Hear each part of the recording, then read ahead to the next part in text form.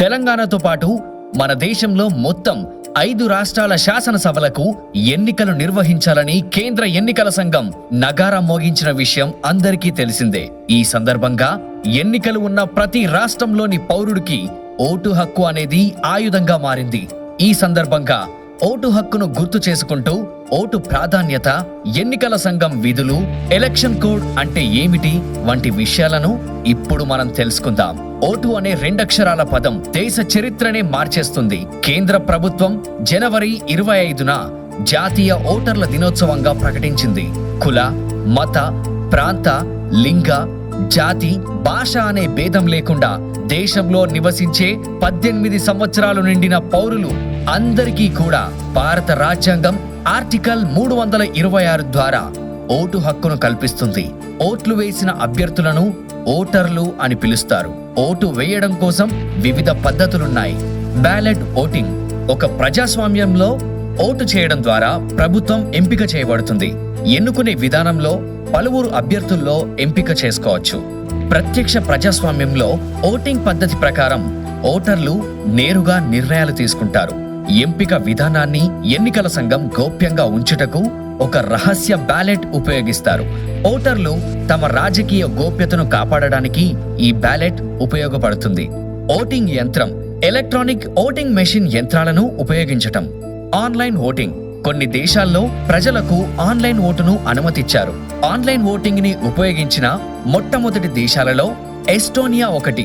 ఇది 2005 స్థానిక ఎన్నికల్లో మొదట ఉపయోగించబడింది. పోస్టల్ ఓటింగ్ అనేక దేశాలు పోస్టల్ ఓటింగ్ ను అనుమతిస్తాయి.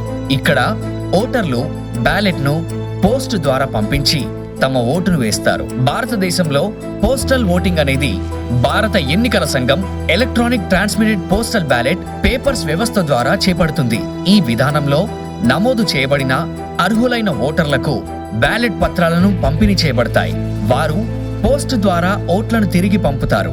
ఓట్ల లెక్కింపు ప్రారంభమైనప్పుడు ఈ పోస్టల్ ఓట్లను ఇతర ఓటర్లందరి ఎలక్ట్రానిక్ ఓటింగ్ మెషిన్ల నుండి ఓట్ల లెక్కింపునకు ముందుగా లెక్కించబడుతుంది. కొన్ని కేటగిరీల వ్యక్తులు మాత్రమే పోస్టల్ ఓటర్లుగా నమోదు చేసుకోవడానికి అర్హులు. యూనియన్ సాయుధ దళాలు, రాష్ట్ర పోలీసులతో పాటు వారి భార్యలు, అధికారికంగా విదేశాల్లో పోస్ట్ చేయబడిన భారత ప్రభుత్వంలో పనిచేస్తున్న ఉద్యోగులు, ఎన్నికల విధులు నిర్వహిస్తున్న అధికారులు, మీడియా వ్యక్తులు మొదలైన వారు పోస్టల్ ఓటు కోసం నమోదు చేసుకోవచ్చు. వీరిని సేవా ఓటర్లు అని కూడా పిలుస్తారు.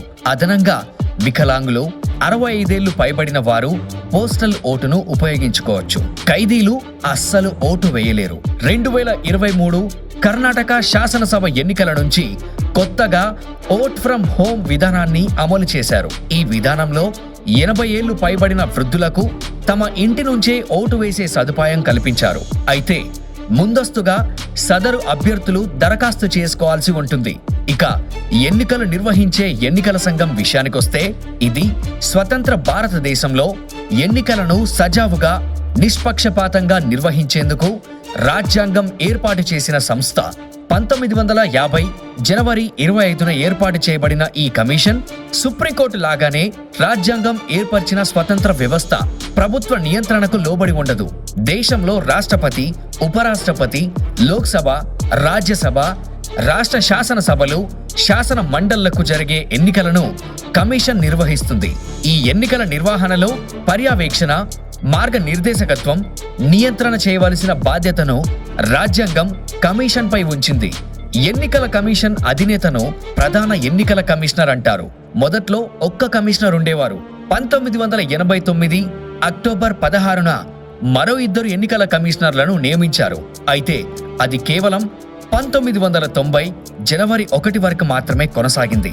మళ్ళీ 1993 అక్టోబర్ 1న ఈ నియామకాలు జరిగాయి. అప్పటి నుండి 3 సభ్యుల కమిషను బాధ్యతలు నిర్వహిస్తూ వస్తుంది.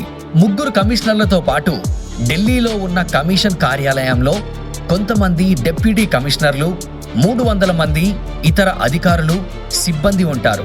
రాష్ట్ర ఎన్నికల కమిషన్ రాష్ట్రంలోని గ్రామీణ, పట్టణ, స్థానిక సంస్థలకు ఎన్నికలు నిర్వహించడానికి ఏర్పాటు చేయబడింది. జాతీయ ఎన్నికల కమిషన్ కు ఉన్న అధికారాలు రాష్ట్ర ఎన్నికల కమిషన్ కు ఉంటాయి. రాష్ట్రాల్లో నియమించబడే ముఖ్య ఎన్నికల అధికారి కొందరు సహాయక సిబ్బంది ఉంటారు. అయితే ఎన్నికల సమయంలో మాత్రం ఎన్నికల నిర్వహణలో పాల్గొనే 50 లక్షల పైచిలుకు సిబ్బంది తాత్కాలికంగా ఎన్నికలు ముగిసే వరకు కమిషన్ ఆధీనంలోనే పనిచేస్తారు. ప్రధాన ఎన్నికల కమిషనర్లను రాష్ట్రపతి నియమిస్తారు. పదవీ కాలం 6 లేదా ఆ వ్యక్తికి 65 ఏళ్ల వయసు వచ్చే వరకు ఉంటుంది.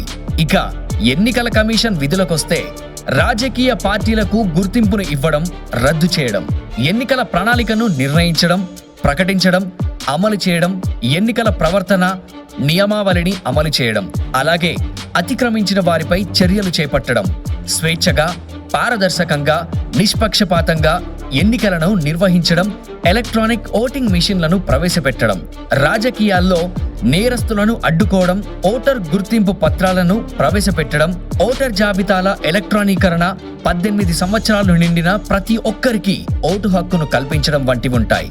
ఎన్నికల నోటిఫికేషన్ను ఎన్నికల సంఘం విడుదల చేసిన తర్వాత ఆయా రాష్ట్రాల్లో ఎన్నికల కోడ్ అనేది అమల్లోకి వస్తుంది. అసలు ఎన్నికల కోడ్ అంటే ఏమిటి అనే సందేహం రావడం సహజం. ఎన్నికల కోడ్ అమలైతే కొన్ని పరిమితులు విధించబడతాయి. అవేంటంటే అధికార పార్టీ నేతలు అధికార దుర్వినియోగానికి పాల్పడకూడదు, పార్టీ కార్యకలాపాలకు పాలనా యంత్రాంగాన్ని వారు వినియోగించుకోకూడదు, ఎమ్మెల్యేలు, మంత్రులు అధికారిక పర్యటనలు, పార్టీ ప్రచార పర్యటనలు రెండూ కలిపి చేయకూడదు, ముఖ్యమంత్రి నుంచి మంత్రుల వరకు ఎవ్వరూ ప్రభుత్వ వాహనాలను ఉపయోగించకూడదు, ముఖ్యమంత్రి కూడా అధికారిక హెలికాప్టర్ని ఉపయోగించకూడదు, ఇంటి నుండి కార్యాలయానికి, కార్యాలయం నుంచి ఇంటికి తప్ప మరే ఇతర పనులకు ప్రభుత్వ వాహనాలను కోడ్ సమయంలో ఉపయోగించకూడదు. ఇక సెక్యూరిటీకి ఉపయోగించే వాహనాల్లోనూ 3 కంటే ఎక్కువ వాహనాలు ఉపయోగిస్తే సంబంధిత పార్టీ దానిని ఎన్నికల వ్యయంగా లెక్క చూపించాలి.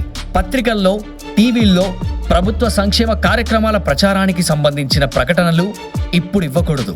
పత్రికల్లో, టీవీల్లో సంక్షేమ కార్యక్రమాల ప్రచారం నిర్వహిస్తే అది ఎలక్షన్ కోడ్ ఉల్లంఘన కిందకొస్తుంది.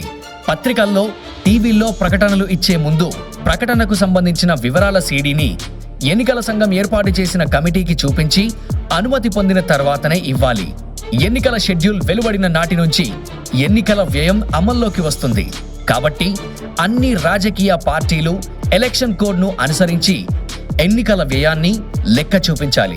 ప్రభుత్వ వసతి గృహాలు, హెలిప్యాడ్లు, సభా స్థలాలు తదితర సౌకర్యాలు కేవలం అధికార పార్టీ వారి వినియోగానికి మాత్రమే కాకుండా ఇతర పార్టీల వారికి కూడా అవకాశం కల్పించాలి. ఎలక్షన్ కోడ్ వెలువడిన తర్వాత ప్రభుత్వం నుంచి ఎటువంటి కొత్త పథకాలను ప్రకటించకూడదు, శంకుస్థాపనలు, ప్రారంభోత్సవాలు చేయకూడదు, రహదారుల నిర్మాణం పైన, తాగునీటి వసతులపై హామీలు ఇవ్వకూడదు, ఎటువంటి గ్రాంట్లు, చెల్లింపులు చేయకూడదు. ఎన్నికల విధుల్లో ఉండే సిబ్బంది అందరూ కమిషన్ ఆధీనంలోనే పనిచేయాల్సి ఉంటుంది. ఎలక్షన్ కోడ్ అమల్లోకి వచ్చిన మొదటి రోజు నుంచే ఎన్నికల సిబ్బంది ఎన్నికల రిపోర్టులు సకాలంలో ఎలక్షన్ కమిషన్కు సమర్పించాలి. ఎన్నికల సిబ్బంది ఏ పార్టీ ప్రలోభాలకు లొంగకుండా విధులను నిర్వహించాలి. ఈ విధంగా ప్రభుత్వంతో సంబంధం లేకుండా స్వతంత్రంగా రాజ్యాంగబద్ధమైన సంస్థగా ఉంటూ ఎన్నికలు నిర్వహించే ఎన్నికల సంఘం విధులను, కార్యకలాపాల గురించి ఈ ఎన్నికల సమయంలో అందరం తెలుసుకుంటూ మరికొందరికి తెలియజేయాల్సిన అవసరం ఎంతైనా ఉంది.